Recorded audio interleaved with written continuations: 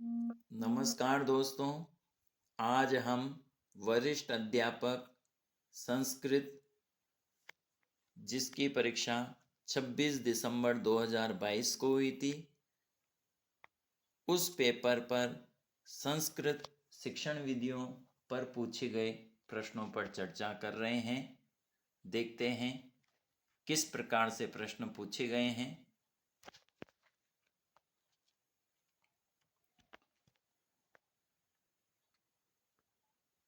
सबसे पहले प्रश्न पूछा गया, पाठस्य प्रारंभ कौशलम अस्ति।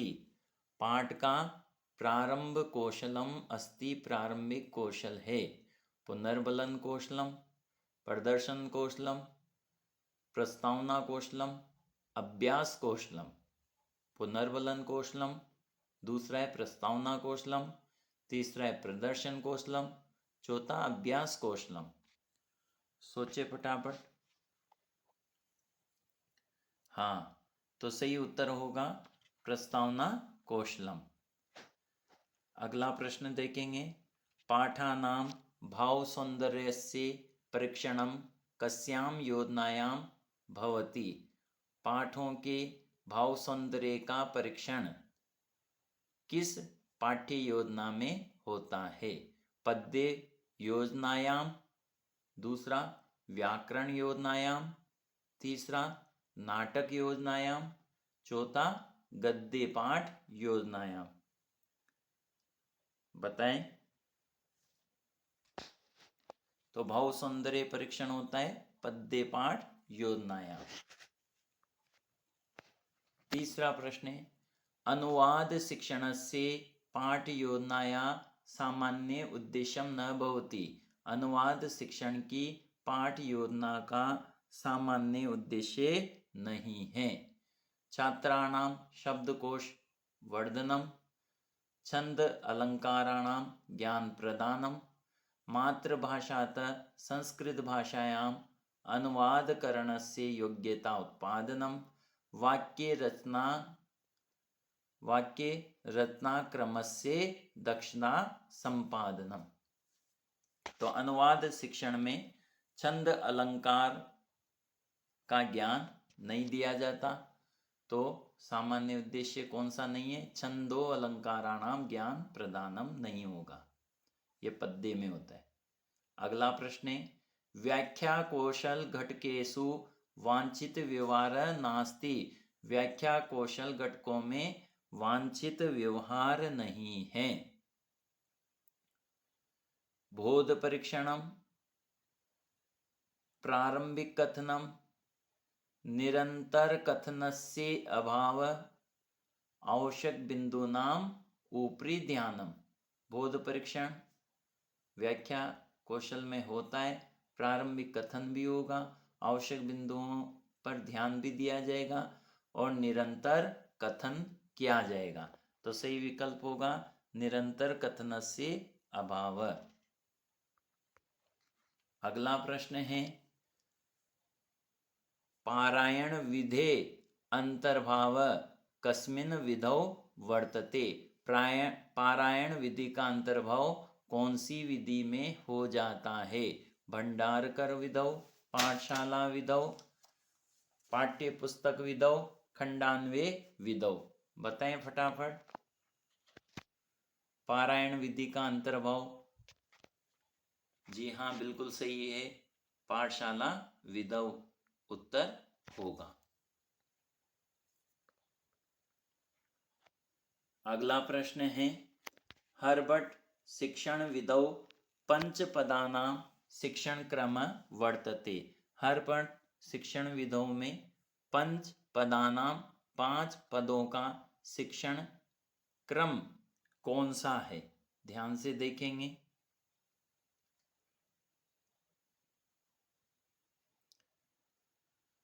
प्रस्तावना, प्रस्तुतिकरणम, तुलना, सामान्यीकरणम, प्रयोगः। तो यह आपका विकल्प 2 सही होगा। अगला प्रश्न है, गद्य पाठ योजनायाम न भवति। गद्य पाठ योजना में नहीं होता। सस्वर पाठ, प्रस्तावना, काठिन्य निवारणम, प्रश्न है, बताओ क्या नहीं होता? बिल्कुल सही है, सरल प्रश्न है, सस्वर पाठ नहीं होता, ये पद्य में होता है। वर्णोच्चारण विधे अपरम नाम अस्ति, वर्णोच्चारण विधि का दूसरा नाम है। विकल्प 1 है अनुकरण विधि, 2 है अक्षरबोध विधि, 3 है ध्वनि साम्य विधि और 4 है चित्र विधि। बताएं। अक्षरबोध विधि, अक्षरबोध विधि वर्णोच्चारण विधि का दूसरा नाम है। और वर्णोच्चारण विधि को अनुकरण विधि भी कहा जा सकता है, लेकिन अक्षरबोध विधि सही उत्तर होगा। अगला प्रश्न है 9 नंबर पे, सुकरात विधि वर्तते, सुकरात विधि है प्रश्नोत्तर विधि, प्रयोजना विधि, अन्वेषण विधि, व्याख्या विधि। बताएं। जी हाँ, प्रश्नोत्तर विधि सुकरात की है।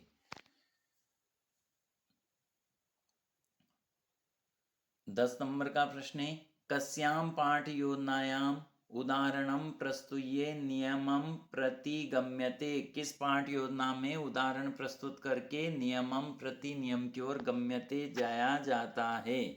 जी हाँ, सभी को पता है, उदाहरण से नियम की ओर व्याकरण पाठ योजना में जाया जाता है और नियम से उदाहरण की ओर। आगमन विधि, निगमन विधि। अगला प्रश्न है, संग्रंथन उपागमः विधि कुत्र सर्वाधिक उपयुक्त? संग्रंथन उपागम विधि कहाँ पर सर्वाधिक प्रयुक्त होती है? नंबर 1 रचना शिक्षणे, 2 व्याकरण शिक्षणे, 3 पद्य शिक्षणे और 4 गद्य शिक्षणे। जी हाँ, संग्रंथन विधि व्याकरण शिक्षण में प्रयोग में ली जाती है। अगला प्रश्न है, पाठस्य सार कदा कथ्यते, पाठ का सार कब कहा जाता है? अध्यापक व्याख्यायाम, बोध प्रश्न समय, काठिन्य निवारणे, अनुवाचने। बताएं। अध्यापक व्याख्यायाम में पाठ का सार अध्यापक की व्याख्या में किया जाता है। अगला प्रश्न है, दृष्टांत कौशलस्य घटकेषु नास्ति, दृष्टांत कौशल के घटकों में नहीं है। पहला विकल्प है सरल उदाहरणानाम निर्माणम, सरल उदाहरणों का निर्माण। दूसरा है उदाहरणाय उचित माध्यमेन प्रयोग। तीसरा है उचित उदाहरणानाम निर्माणम। चौथा है अंतःक्रियाशीली परिवर्तनम। दृष्टांत कौशलों का घटक नहीं है। कौन सा घटक नहीं है? तो विकल्प 4 आएगा, अंतःक्रियाशीली परिवर्तनम सही विकल्प होगा। प्रस्तावना कौशले छात्रस्य परीक्षणम भवति, प्रस्तावना कौशल में छात्र का परीक्षण होता है। नंबर 1 विचार विश्लेषणस्य परीक्षणम, नंबर 2 पाठस्य पुनरावृत्ते परीक्षणम, नंबर 3 उपलब्धि परीक्षणम और 4 पूर्व ज्ञानस्य परीक्षणम। तो सभी जानते हैं प्रस्तावना कौशल में पूर्व ज्ञान परीक्षण होता है। अगला प्रश्न है 15 नंबर का, भाषा कौशलानाम क्रम, भाषा कौशलों का क्रम है। तो LSRW सभी को पता है। देखें, सबसे पहले कौन बताता है? 145 में L लिसन श्रवण, S भाषण, R पठनम और W लेखनम। 3 विकल्प सही है। सूक्ष्म शिक्षण कौशलम नास्ति, सूक्ष्म शिक्षण कौशल नहीं है।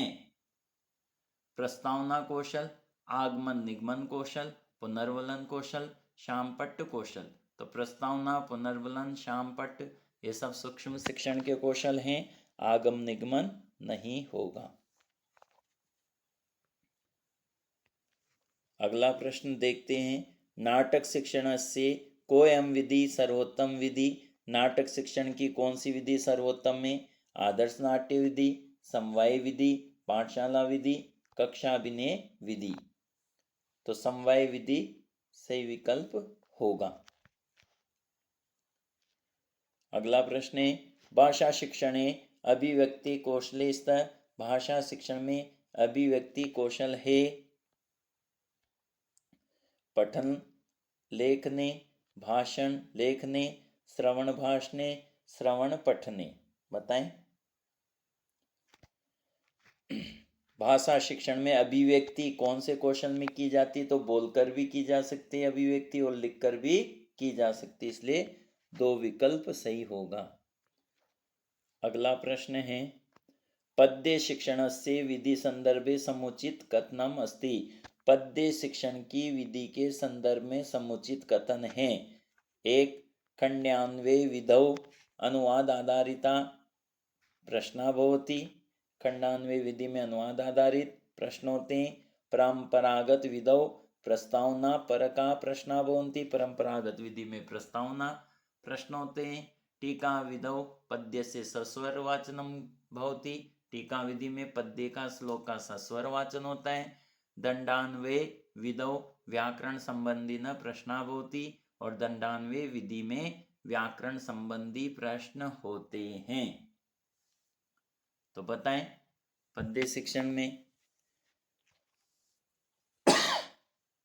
जी हाँ, दंडान्वय विधौ व्याकरण संबंधी न प्रश्ना भवन्ति। अब अगला प्रश्न है, अंतिम प्रश्न है ये जो पूछा गया है शिक्षण विधियों में। पठन कौशलस्य विकासाय विधि अस्ति। पठन कौशल के विकास के लिए विधि है। श्रुत लेख विधि, नंबर 2 वर्णोच्चारण विधि, 3 आगमन विधि, 4 खंडान्वय विधि। पठन कौशल के विकास के लिए कौन सी विधि है? तो वर्णोच्चारण विधि सही विकल्प होगा। इस तरह से 20 प्रश्न आपको संस्कृत शिक्षण के रूप में पूछे जाएंगे। वीडियो लंबा हो जाने से संस्कृत शिक्षण के अन्य महत्वपूर्ण प्रश्न जो 2025 में परीक्षा में आएंगे, ऐसे महत्वपूर्ण प्रश्नों का संकलन हम बहुत जल्दी ही अगले वीडियो में लेकर आएंगे। जब तक के लिए आज्ञा दीजिए। जय तो संस्कृतम।